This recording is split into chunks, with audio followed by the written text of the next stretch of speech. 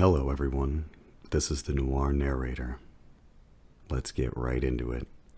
Today I'll be reading The Telltale Heart by Edgar Allan Poe. True, nervous. Very, very dreadfully nervous. I had been and am. But why will you say that I am mad?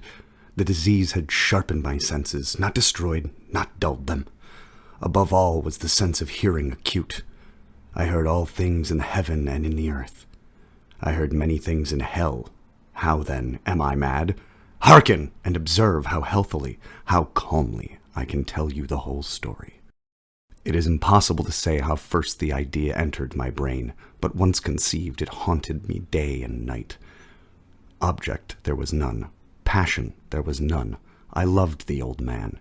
He had never wronged me. He had never given me insult. For his gold I had no desire. I think it was his eye. Yes, it was this. One of his eyes resembled that of a vulture, a pale blue eye with a film over it. Whenever it fell upon me, my blood ran cold, and so by degrees, very gradually, I made up my mind to take the life of the old man, and thus rid myself of the eye forever. Now this is the point. You fancy me mad. Madmen know nothing, but you should have seen me. You should have seen how wisely I proceeded, with what caution, with what foresight, with what dissimulation I went to work. I was never kinder to the old man than during the whole week before I killed him, and every night, about midnight, I turned the latch of his door and opened it, oh, so gently. And then, when I had made an opening sufficient for my head, I put in a dark lantern, all closed, so that no light shone out. And then I thrust in my head.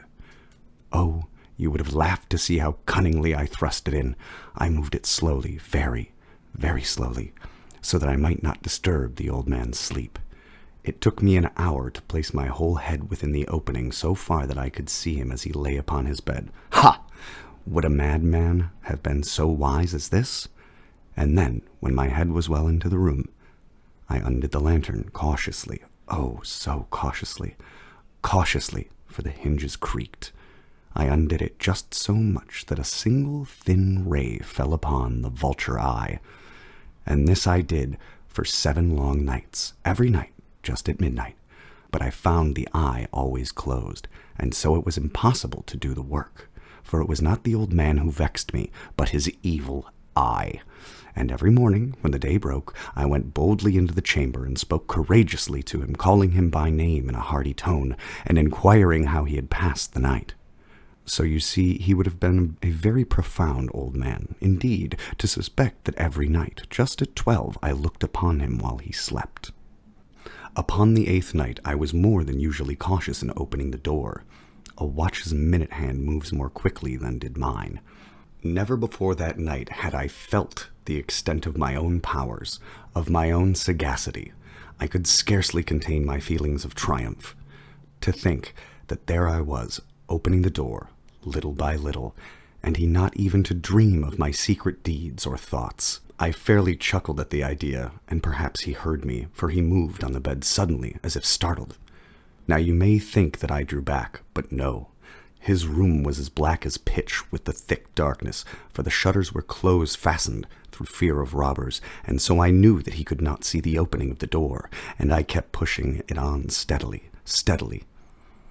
I had my head in and was about to open the lantern when my thumb slipped upon the tin fastening, and the old man sprang up in the bed, crying out, "Who is there?" I kept quite still and said nothing. For a whole hour I did not move a muscle, and in the meantime I did not hear him lie down. He was still sitting up in the bed listening, just as I have done, night after night, hearkening to the death watches in the wall. Presently I heard a slight groan, and I knew it was the groan of mortal terror. It was not a groan of pain or of grief. Oh no!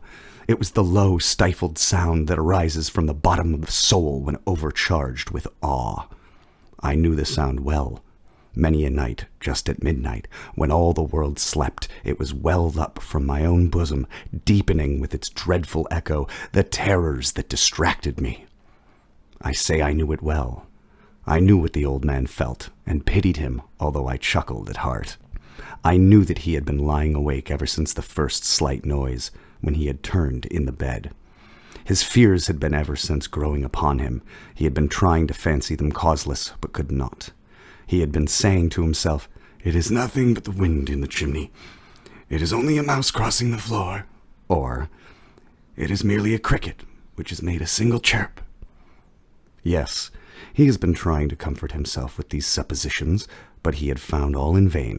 All in vain, because death, in approaching him, had stalked with his black shadow before him and enveloped him the victim. And it was the mournful influence of the unperceived shadow that caused him to feel, although he neither saw nor heard, to feel the presence of my head within the room. When I had waited a long time, very patiently, without hearing him lie down, I resolved to open a very, very little crevice in the lantern. So I opened it. You cannot imagine how stealthily, until at length a single dim ray, like the thread of the spider, shot out from the crevice and fell upon the vulture eye. It was open, wide open, and I grew furious as I gazed upon it. I saw it with perfect distinctness, all a dull blue with a hideous veil over it that chilled the very marrow in my bones, but I could see nothing else of the old man's face or person, for I had directed the ray as if by instinct precisely upon that damned spot. And now have I not told you that what you mistake for madness is but over-acuteness of the senses? Now, I say, there came to my ears a low, dull, quick sound, such as a watch makes when enveloped in cotton. I knew that sound well, too. It was the beating of the old man's heart. It increased my fury as the beating of a drum stimulates the soldier into courage. But yet I refrained and kept still. I scarcely breathed. I held the lantern motionless. I tried how steadily I could maintain the ray upon the eye. Meantime the hellish tattoo of the heart increased. It grew quicker and louder every instant. The old man's terror must have been extreme. It grew louder, I say, every moment. Do you mark me well? I have told you that I am nervous, so I am. And now, at the dead hour of the night, amid the dreadful silence of that old house, so strange a noise as this excited me to uncontrollable terror. Yet, for some minutes longer I refrained and stood still, but the beating grew louder. I thought the heart must burst, and now a new anxiety seized me. The sound would be heard by a neighbor. The old man's hour had come. With a loud yell I threw open the lantern and leaped into the room. He shrieked once only. In an instant I dragged him to the floor and pulled the heavy bed over him. I then smiled gaily to find the deed so far done. But for many minutes the heart beat on with a muffled sound. This, however, did not vex me. It would not be heard through the wall. At length it ceased. The old man was dead. I removed the bed and examined the corpse. Yes, he was stone dead. I placed my hand upon the heart and held it there many minutes. There was no pulsation. He was stone dead. His eye would trouble me no more. If still you think me mad, you will think so no longer when I describe the wise precautions I took for the concealment of the body. The night waned, and I worked hastily, but in silence. First of all, I dismembered the corpse. I cut off the head, and the arms, and the legs. I then took up 3 planks from the flooring of the chamber, and deposited all between the scantlings. I then replaced the boards so cleverly, so cunningly, that no human eye, not even his, could have detected anything wrong. There was nothing to wash out, no stain of any kind, no blood spot whatsoever. I had been too wary for that. A tub had caught all. Ha ha! When I had made an end of these labors, it was 4 o'clock, still dark as midnight. As the bell sounded the hour, there came a knocking at the street door. I went down to open it with a light heart, for what had I now to fear? There entered 3 men who introduced themselves with perfect suavity as officers of the police. A shriek had been heard by a neighbor during the night. Suspicion of foul play had been aroused. Information had been lodged at the police office, and they, the officers, had been deputed to search the premises. I smiled. For what had I to fear? I bade the gentleman welcome. The shriek, I said, was my own in a dream. The old man, I mentioned, was absent in the country. I took my visitors all over the house. I bade them search well. I led them at length to his chamber. I showed them his treasures, secure, undisturbed. In the enthusiasm of my confidence, I brought chairs into the room and desired them here to rest from their fatigues, while I myself, in the wild audacity of my perfect triumph, placed my own seat upon the very spot beneath which reposed the corpse of the victim. The officers were satisfied. My manner had convinced them. I was singularly at ease. They sat, and while I answered cheerily, they chatted of familiar things. But, ere long, I felt myself getting pale and wished them gone. My head ached, and I fancied a ringing in my ears, but still they sat and still chatted. The ringing became more distinct. It continued and became more distinct. I talked more freely to get rid of that feeling, but it continued and gained definitiveness until, at length, I found that the noise was not within my ears. No doubt I grew very pale, but I talked more fluently and with a heightened voice.